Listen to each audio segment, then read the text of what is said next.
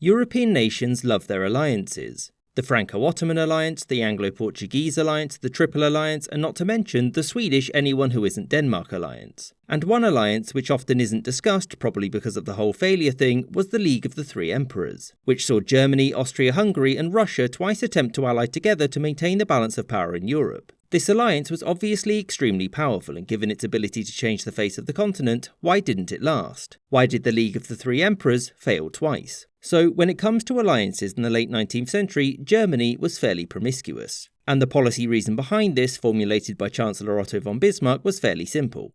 To hell with France. Germany's creation had seen it rip these lands from France in 1871, and Bismarck knew that one day France would seek to get them back. And that the best way for him to prevent this was to create a series of alliances that would dissuade France from trying at all. Which is why Bismarck turned to his neighbours. To the east, the vast Russian Empire led by Alexander II.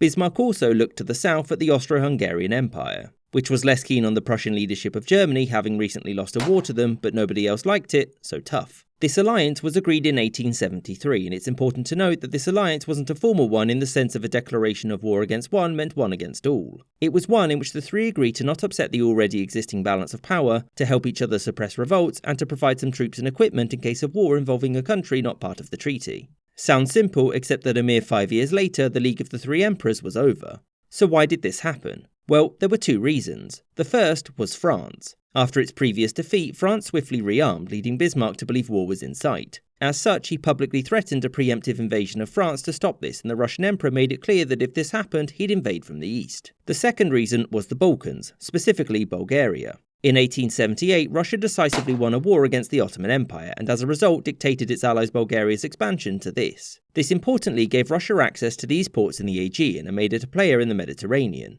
Everybody who was already there freaked out, and there were rumblings of war. As such, Germany offered to mediate and settled on these borders. This upset the Russians because they lost their port, and it also upset the Austro-Hungarians who felt that Russia was inciting Slavic rebellions, and the alliance promptly broke up. Undeterred, Bismarck pushed for a second, much more formal alliance which would condemn France to having no friends. In 1879, he concluded the dual alliance with Austria-Hungary, in which both formally agreed to defend each other. Russia wouldn't agree to a formal defensive alliance, and so instead Bismarck compromised. The new alliance, the League of the Three Emperors, would see Russia agree to discreetly support either Germany or Austria in the event of a war with an outside power, and those two agreed to support Russia in a war against Britain. For Bismarck, this was enough, and he'd eliminated the possibility of Germany having to fight a two-front war. And this time, this alliance managed to last for 6 years. So what happened the second time? The Balkans happened. And again, it was Bulgaria. After the 1878 changes, the Bulgarian people living here revolted against the Ottoman Empire, and they declared that they were joining the rest of the semi-independent Bulgaria, which promptly declared that it was now independent. Whilst this was going on, Serbia invaded, lost, but it had the backing of Austria-Hungary who came to their rescue.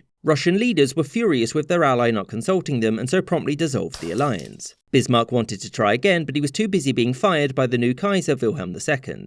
As such, Russia turned to France and the two signed an alliance in 1894 which set the stage for the alliance system leading to World War I.